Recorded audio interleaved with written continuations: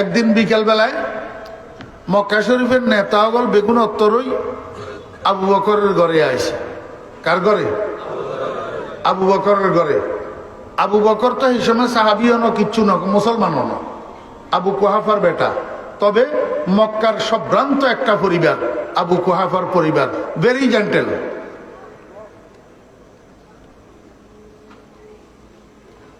আমরা দেশে এখন বিআইপি কয়, বিআইপি। এই বিআইপি লেভেলের বিজনেসম্যান আবু বকরের বাপ আবু কুহাফা।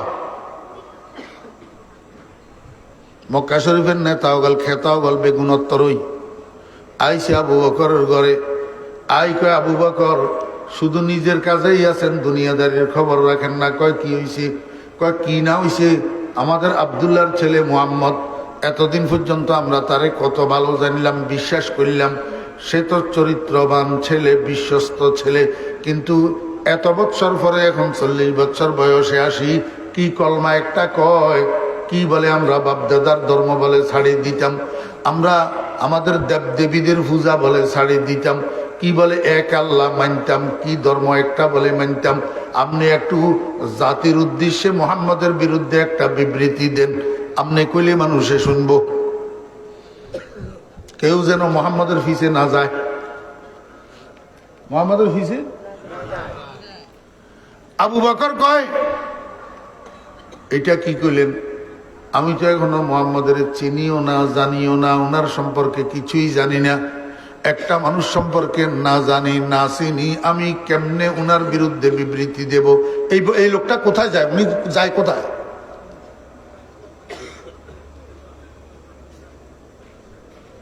আমি যত চিল্লাইতেছি উনাদের কোনো কানে দিয়েও যাইতেছে না।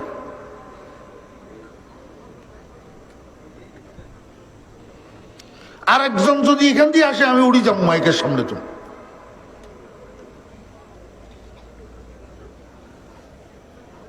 আমার ডিস্টার্ব হইলে আমি কথা বলতে পারি না, এটা পুরান কথা, কোনো নতুন কথা নয়। ভাই আপনি এখান দিয়ে বলছেন, আপনি আমার ফাঁকা করার লাগতো না, বসেন।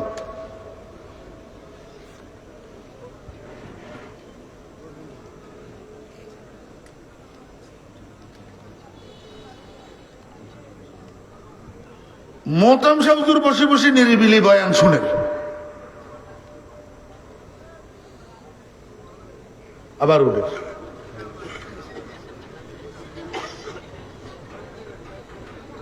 এই বসো, তোমরা বসো, মনোযোগ আসেনি?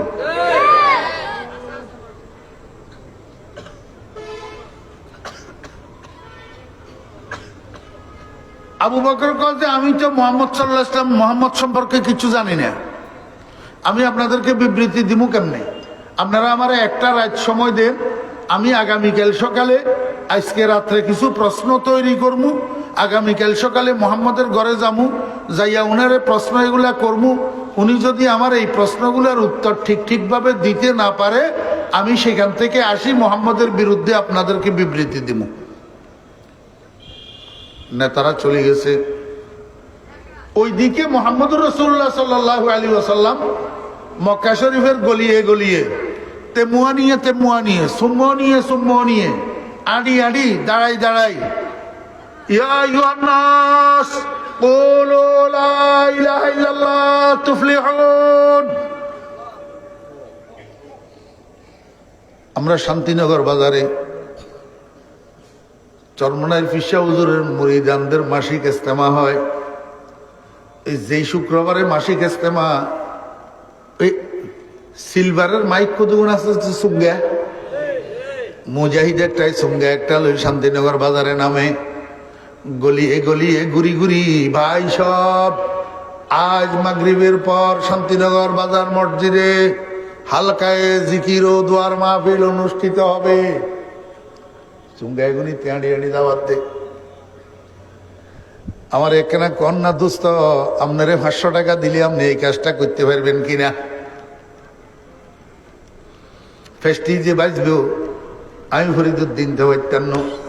দো জাহানের সম্রাট মুহাম্মদুর রাসূলুল্লাহ সাল্লাল্লাহু আলাইহি ওয়াসাল্লাম মক্কা শরীফের গলিয়ে গলিয়ে ঘুরি ঘুরি, তেমুয়া নিয়ে, দাঁড়াই দাঁড়াই, চুম্মা নিয়ে, দাঁড়াই দাঁড়াই, ইয়া আইয়ুহান নাস কুলু লা ইলাহা ইল্লাল্লাহ তুফলিহুন।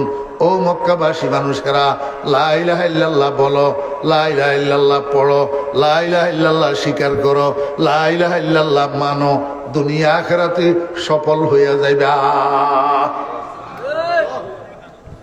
কিসের দাওয়াত? কালিমার দাওয়াত, তাওহীদের দাওয়াত।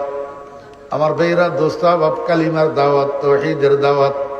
এখন যদি আমি কই, অনেকে মনে কষ্ট নিবেন। এখন আমরাও তো দাওয়াতের কাজ করি, আমরাও দাওয়াতের কাজ করি। দাওয়াতের কাজের নামে খালি রান্ধন বাওন খন আর প্রত্যেকদিন হুরান মানুষ এগুনের কাছে যাই, হুরান কথা এখন কন কই নতুন সাথী তো হয় না, নতুন সাথী হয় না। কারণটা কি? গতানুগতিক শুরু হয়েছে, গতানুগতিক গোলে মালে জাগতিক।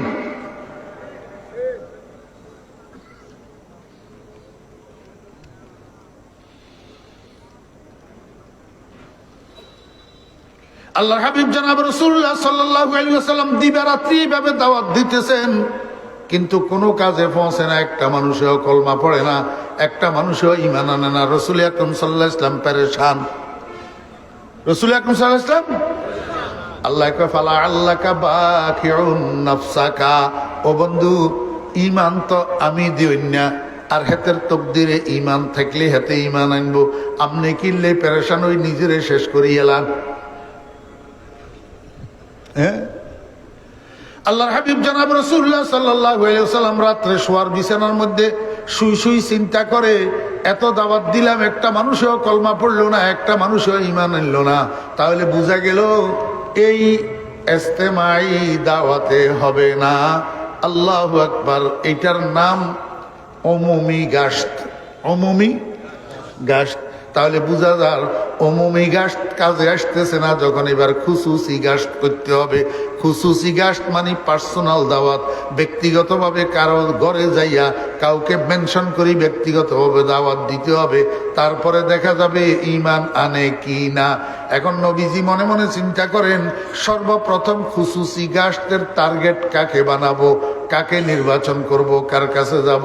আল্লাহর হাবিব জনাব রাসূলুল্লাহ সাল্লাল্লাহু আলাইহি ওয়াসাল্লামের দিলের মধ্যে আসছে, সর্বপ্রথম আবু কুহাফার ছেলে আবু বকরের কাছে গেলে কেমন হয়। যেই চিন্তা সেই সিদ্ধান্ত। নবীজি শুইতে শুইতে সিদ্ধান্ত নিয়ে শুলেন আগামীকাল সকালে আবু বকরের ঘরে যাবেন, আবু বকরকে খুসুসি ভাবে কালিমার দাওয়াত দিয়া দেখবেন কি হয়, আবু বকরটাকে মুসলমান বানানো যায় কিনা। চিন্তা করতে করতে নবীজি ঘুমাইয়া পড়ছেন। পরদিন সকাল বেলায় একদিক থেকে আবু বকর বাইর হইছে ঘরের থেকে, উদ্দেশ্য নবীজির ঘরে যাবেন, আর একদিক থেকে নবীজি বাইর হইছেন ঘরের থেকে, উদ্দেশ্য আবু বকরের ঘরে যাবেন। হাঁটতে হাঁটতে আল্লাহ দিলে অর্ধেক রাস্তায় আসি দুজন একজনের সাথে একজনের সাক্ষাৎ হইয়া গেছে। কোথায়? অর্ধেক রাস্তায়। আমার বেয়েরা দোস্ত বাপ, তখন তো সালাম আসে নাই, কুশল বিনিময় তখনও পর্যন্ত সালাম আসে নাই, কুশল বিনিময় হয়েছে। ভাই কেমন আছেন, আপনি কেমন আছেন? নবীজি জিজ্ঞেস করে, ভাই আবু বকর কোথায় যাইতেছেন? আবু বকর কয়, আরে আমি তো একটু আপনার ঘরে যাইতেছিলাম আপনার সাথে সাক্ষাৎ করার জন্য, তো আপনি কোথায় যাইতেছেন? রসুল কয়, আবু বকর আমিও তো আপনার ঘরে যাইতেছিলাম আপনার সাথে সাক্ষাৎ করার জন্য। আবু বকর কয়, ব্যাপারটা কি, আপনি আমার ঘরে কেন যাইতেছিলেন? রসুল কয়, আগে আপনারটা বলেন, আপনি কেন আমার ঘরে যাইতেছিলেন?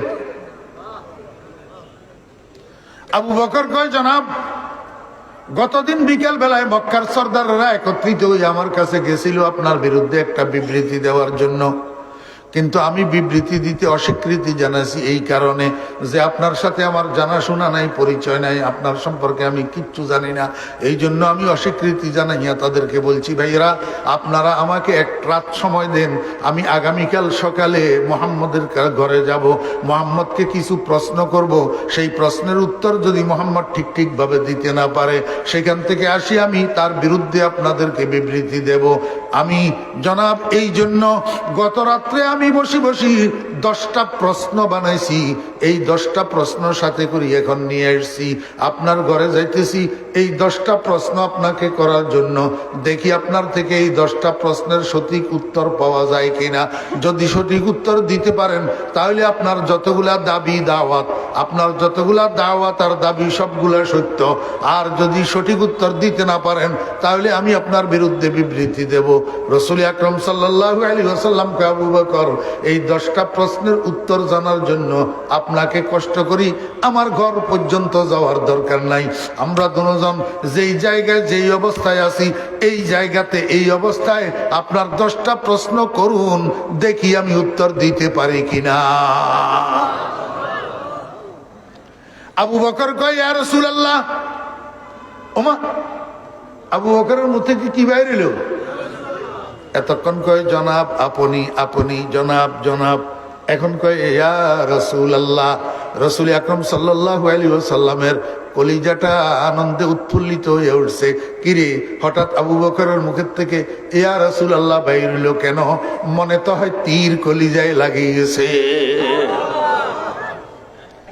আবু বকর কয় ইয়া রাসূলুল্লাহ, প্রশ্ন উত্তরের আর দরকার হবে না। কয় কেন? কয় আমি যেই 10টা প্রশ্ন নিয়ে এসেছিলাম এই 10টা প্রশ্নের উত্তর আমি পেয়ে গেছি, এখন আমার মধ্যে আর কোনো প্রশ্ন নাই। নবীজি কয় আবু বকর অবাক কাণ্ড, এটা কি কইলেন? আপনি তো এখনো আমাকে প্রশ্ন করেনই নাই, আমি উত্তরও দিই নাই, তাহলে আপনি 10টা প্রশ্নের উত্তর কোথায় পাইলেন? আপনার প্রশ্নগুলা গেল কোথায়? আবু বকর কয় ইয়া রাসূলুল্লাহ, আপনার এই চেহারাটা আমাকে সবগুলা প্রশ্নের উত্তর দিয়া দিছে। আইলে কায়ে তু জবাবে হর সওয়াল, আইলে কায়ে তু জবাবে হর সওয়াল, মুশকিল আজ তু হাল শাওয়াদ বেকিল কাল। ইয়া রাসূলুল্লাহ, আমার দিলের মধ্যে ইয়াকিন হইয়া গেছে, আমার বিশ্বাস হইয়া গেছে এই চেহারা কোনো মিথ্যাবাদীর চেহারা হইতে পারে না। ইয়া রাসূলুল্লাহ, এই চেহারাওয়ালা মানুষটার জবানের থেকে যা কিছু বাইর হবে সব সত্য। ইয়া রাসূলুল্লাহ, আপনার কালিমা সত্য, আপনার দাওয়াত সত্য, আপনার রব সত্য। আর দেরি না করি আমাকে একটু পড়াইয়া দেন লা ইলাহা ইল্লাল্লাহু মুহাম্মাদুর রাসূলুল্লাহ। আমার ভাইরা